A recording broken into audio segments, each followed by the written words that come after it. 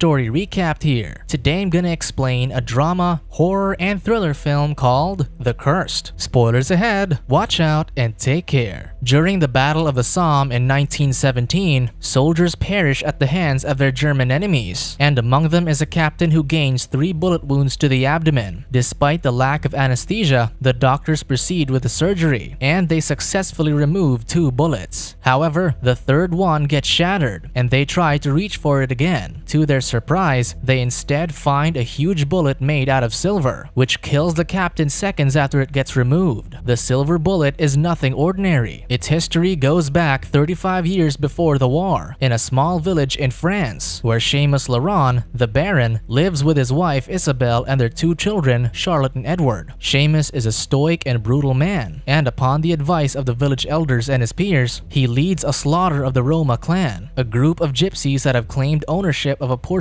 of their lands. However, the Roma priestess has foreseen their impending doom the night before. For this matter, she tasks one of her trusted men to create a silver denture in the form of a wolf's fangs to serve as protection for the battle to come. On the day of the slaughter, Seamus' men torture and kill all of the Roma people. However, the priestess and her right-hand man have suffered way more than the others. After failing to escape, the man suffers a brutal death as his hands and feet get chopped off. He is also tied to a cross like a scarecrow to serve as a warning to other people who are planning to settle in the area. Meanwhile, the priestess gets buried alive, and as she slowly sinks into her grave with the silver fangs in her chest, she casts a curse that'll haunt the enemies in their sleep until they summon the Dark One. That night, Charlotte, the Baron's daughter, dreams of the scarecrow and the silver fangs that are buried beneath it. A few days later, Edward also sees the same dream, but this time, the Roma priestess appears, causing him to scream in fright. Soon after, all the villagers, including the little children, begin having nightmares about the scarecrow and the silver fangs. One day, as Charlotte and Edward play with the other kids from the village, their friend Timmy reveals that he knows where the scarecrow from their dreams is. After making the Baron's children swear to keep the information confidential, Timmy leads everyone to the scarecrow and later encourages them to dig up the so-called treasure. However, he gets into a petty argument with Charlotte, which forces him to do the job instead.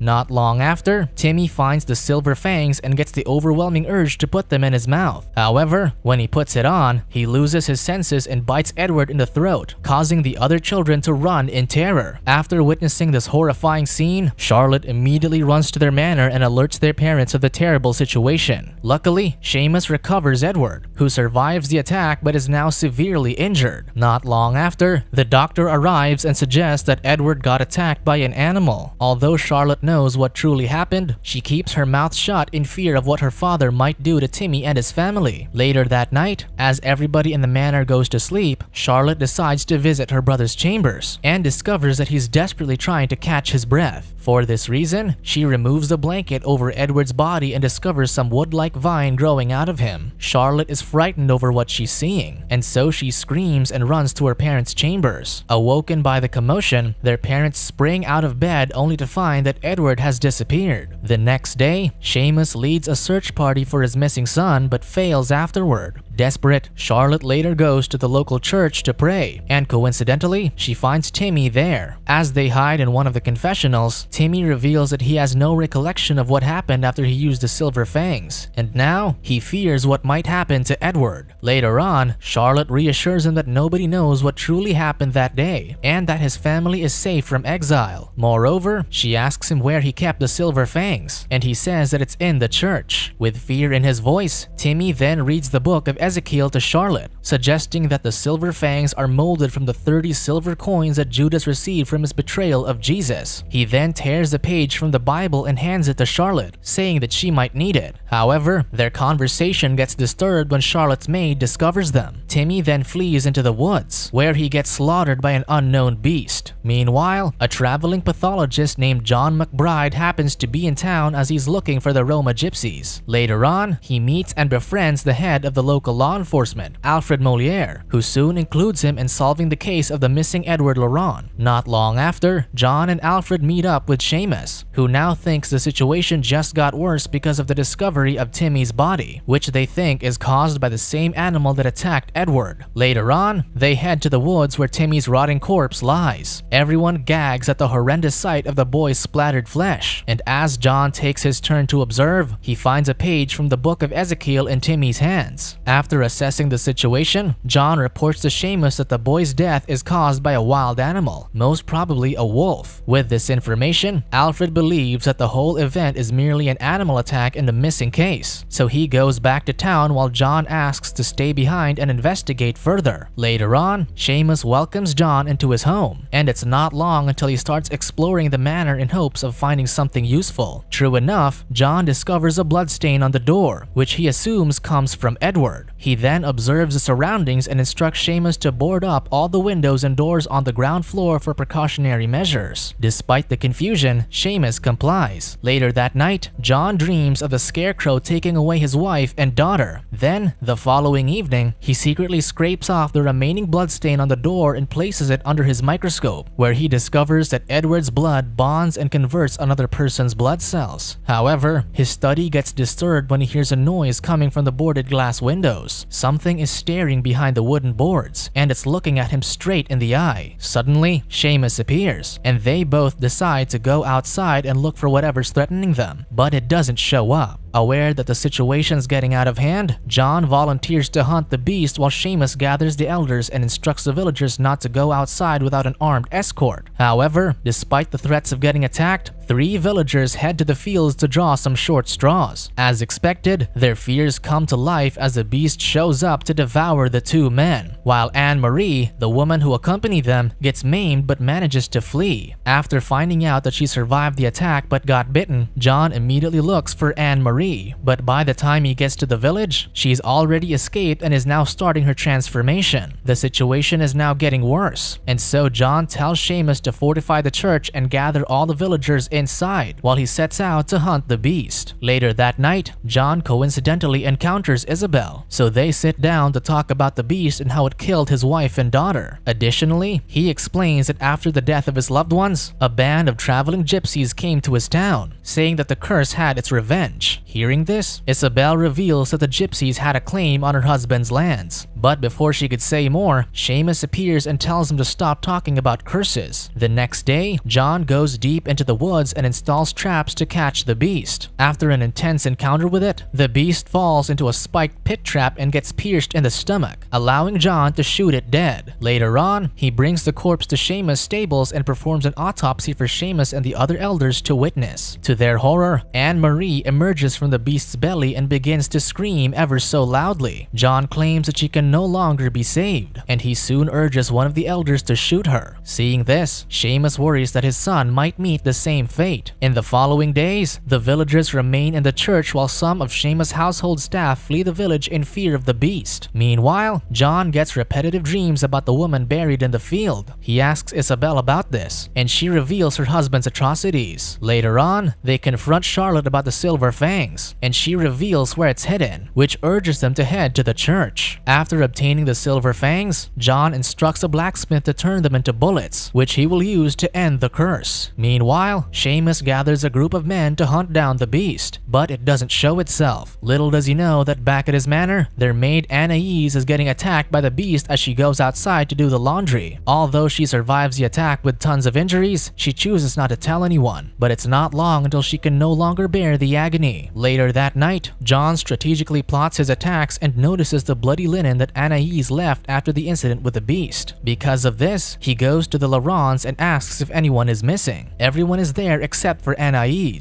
who discreetly left to tend to her wounds. However, Seamus has had enough of John, and he commands him to leave the village, to which Isabel protests. Later on, the 2 men get into an argument, and it ends with John insisting on staying until the army arrives. As John guards his post on the 2nd floor, Anais has already begun her transformation, causing her to breathe rapidly and scream in agony. The weird noises alert Seamus, so he grabs a gun and heads to the maid's quarters. quarters, where he gets maimed by Anais, now fully transformed. In his intense fight for survival, he drops the candle, which lights the whole room on fire. Meanwhile, John momentarily leaves his post and runs into Isabel, who gets awoken by all the thuds from upstairs. As she asks where her husband is, Seamus successfully shoots the beast, and the gunshot urges John to head upstairs. However, by the time he gets there, the room is engulfed in flames, and all that remains is the beast's corpse. Meanwhile, Isabel screams from the ground floor and later informs John that Seamus ran outside. After telling Isabel to find Charlotte and flee because the house is on fire, John sets out to follow Seamus, who he catches entering the stables. Worried about his inevitable fate, Seamus drenches himself in gas and lights himself on fire before he transforms and attacks his own family. John tries to stop him, but it's too late, so he hurriedly returns to the manor. Meanwhile, as Isabel and Charlotte attempt to flee their burning home, they encounter the final beast, so they are forced to go back up and hide from it. Not long after, they manage to escape and meet up with John, advising that they should head to the church where it's safe. However, the beast trails behind them, but they manage to get to their destination unharmed. Inside, John speaks to the other men and tells them that he has the silver bullets that the beast fears, and that they should shoot it in daylight where they'll get a clear shot. Later that night, as everybody is fast asleep, Isabel hears Edward's voice and opens the church's doors. Although the people try to stop her from doing so, it's too late, since the beast is already waiting outside, ready to attack. The beast slaughters everyone it encounters, including the elders and villagers. However, in John's attempt to use the silver bullets, Isabel stands before the beast to stop him from shooting it. Left with no choice, John pulls the trigger, and the bullet pierces through Isabel's body and into the beast. As Isabel lies on the cold floor with her last breaths, she finds that Edward has reverted into his human form. The bullet ends the curse, and the young boy survives, but his mother doesn't. Now left with no home and parents, John decides to raise the Laurent siblings. Before they depart from the village, Charlotte returns the 3 silver bullets to John, which she found on the church floors. 35 years later, it is revealed that Edward is the injured captain with a silver bullet, which has remained in his body since he got shot as a young boy. As Edward dies on the operating table, Charlotte retrieves the 4th bullet and returns it to John, who is now bedridden and dying of old age.